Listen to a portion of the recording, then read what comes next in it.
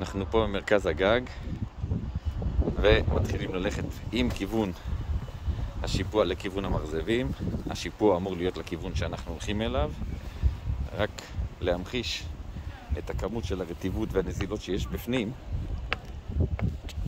כן, המים לא אמורים להיות מתחת, אבל כל הגג ספוג במים נגד כיוון השיפוע.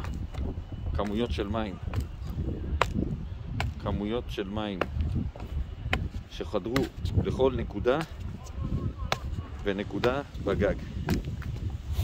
אוקיי? המים חדרו נגד החיבורים. הנה מים, כמויות של מים שנמצאות בגג, ספוגות בצמר.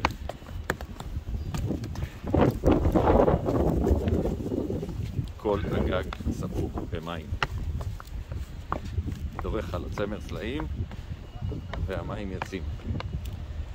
ככה זה לכל החיבורים של הגג. בואו נראה אם זה גם פה. בבקשה. כל החיבורים, כל הגג ספוג במים.